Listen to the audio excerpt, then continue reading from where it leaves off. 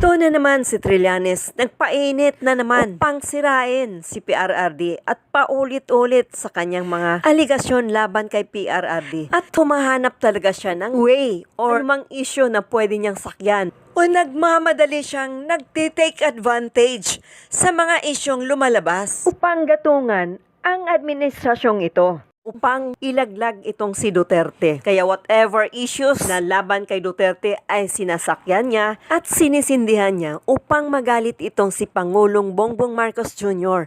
at pumanig sa kanya. Kaya if there's a chance, gagawin lahat ni Trillanes upang makabalik sa posisyon bilang senador o maaaring presidente na tunay niyang minimithi. Ang tanong, may pag-asa pa kaya? Si Trillanes ay maraming beses na itong nasupalpal ni dating Pangulong Duterte. Kaya naman, gumagawa ito ng paraan o mga issues na pwede niyang sakyan na ikakasira sa mag-amang Duterte. Tulad na lang nitong napakainit na issue tungkol sa destabilization sa administrasyong ito. He says they have not monitored any acts or efforts of destabilization, but you are in the news because in a television interview, you have said that there were people that were actually behind the moves to agitate active members of the armed forces of the Philippines in a destab plot against the Marcos administration. So I want to start first with, how did you get this information, Senator? And are they reliable? Well, I stand on my track record, Ms. Karen, and we still have extensive network in the armed forces. My classmates, for example, are still active in the armed services. So these things are out in the open, actually.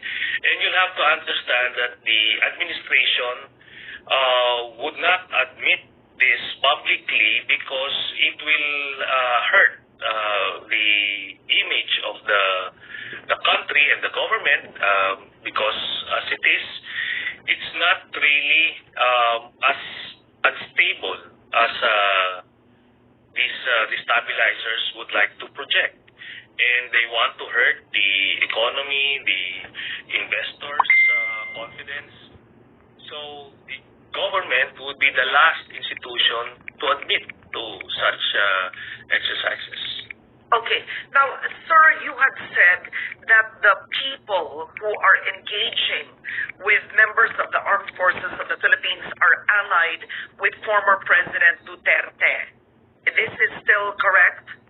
Yes, because aside from these personalities are closely allied with Mr. Duterte, they also have the motivation to get back to power, and they have the opportunity. And in fact, as it is, the daughter of the former president, Vice President Sara Duterte, is the constitutional successor.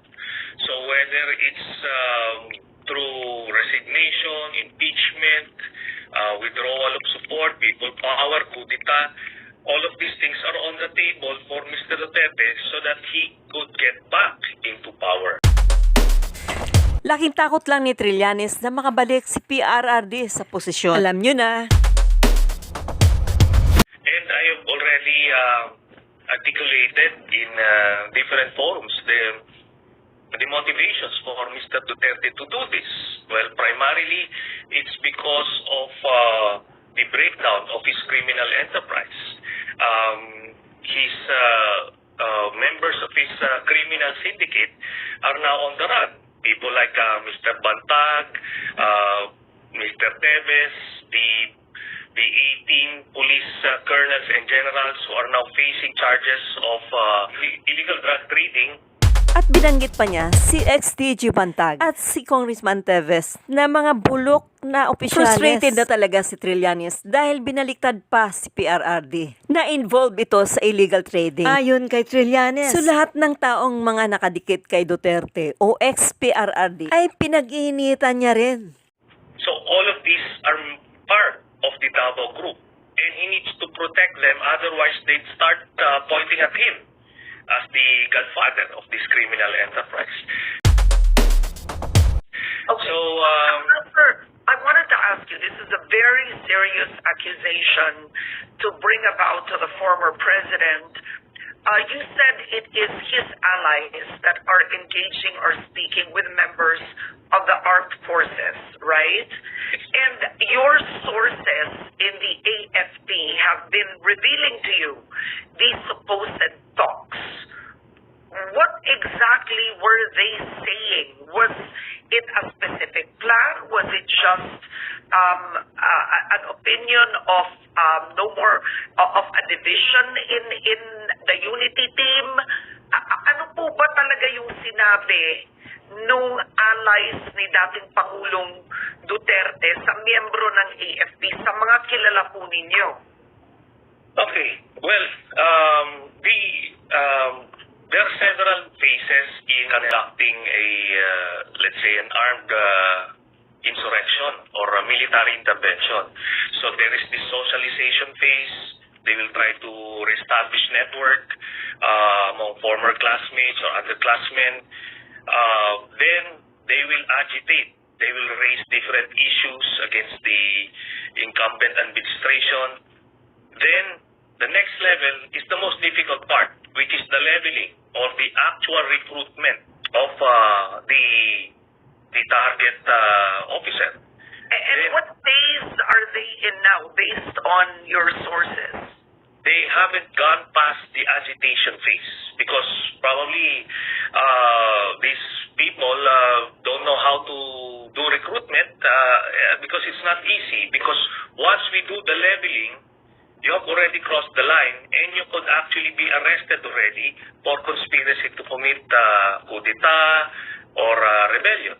So these people either are cowards that they don't want to cross the line. Mga duwag daw sila. I remember, Trillanes, nag-walkout ka sa isang Senate hearing na tinuligsa ka Senator Juan Ponce Enrile regarding sa South China Sea. Dahil sa pagiging traitor mo, ayon kay Juan Ponce Enrile, tinalikuran mo ang Senado. Nag-walkout ka dahil ayaw mong sagutin ang mga katanungang ibinato ni ex-Senator Juan Ponce Enrile dahil guilty ka. So, sino ngayon ang duwag? Ikaw, di ba?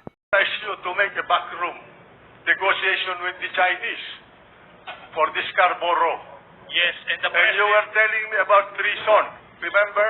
Yes, and the That president Secretary of answered you directly that he authorized me. He told it in your face, Mr. President. That I asked you, whom did you talk to in China? I don't need to report to the Senate President, Mr. President. You have a duty I am to not, report what you obliged. do as a senator to this chamber. And in fact, you have a duty to notify the office of the Senate President when you leave this country to go abroad. But I did And the not. only time that I have authorized is one time. I do not know how many times you have been to China. My understanding is you have been to China talking to the Chinese government for 6 times already. Yes. And then the next one was the MUP pension reform. So they agitated the rank and file by saying that this new law will be the cause of a reduction in their take-home pay, which was true initially, but then it was corrected. It was rectified, so that issue died out. Now they're using the peace talks with the NPA as another cause for agitation. And the people behind the agitation are the same people. And these are not in some clandestine meeting. Would you be able to name these people? You said the same people. Would you be able to name them? But probably off the record, I will tell you. Okay. But I can't. So anyway, these people have already been identified, and they're the ones doing it out in the open, not in some clandestine meeting, public events. Okay? So the latest one is the NB stocks. But the thing is, it was already clarified that there is no ceasefire.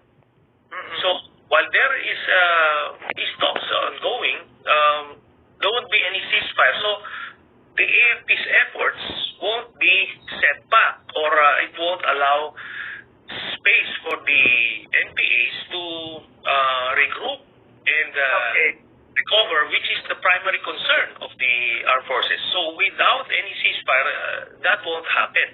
So, but the point is, they keep on using these internal issues to the AFP, and they're connecting it with external issues that's happening around society and in government. Okay, I'm curious, is there a relation? Because the timing of this information that you've released, it comes at a time when Congress is threatening to revoke the franchise of SMNI, and we know that former President Duterte uses SMNI as a platform for releasing his own information or his own propaganda, so to speak. And now you have President Marcos Jr. saying he is ready to talk with the former president regarding the SMNI probe. Is there a relation between this? Yes, there is a relation. It's just one of the many motivations of Mr. Duterte to get back into power. He feels that this platform that he has is going to be taken away from him, so there won't be any propaganda platform for him from here on. Then, I forgot to mention earlier, one of the major motivations of Mr. Duterte, aside from protecting his criminal enterprise, is the ICC case. He knows that the warrant of arrest is right around the corner, and he's doing everything to prevent that from happening. He needs protection.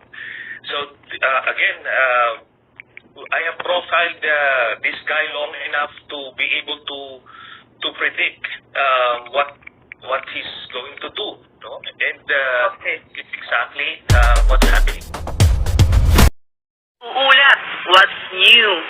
Sa hindi pa nakapag-subscribe, follow, and share. Huwag niyong kalimutan na tangkilikin upang patuloy na makapaghatid ako ng magandang balita.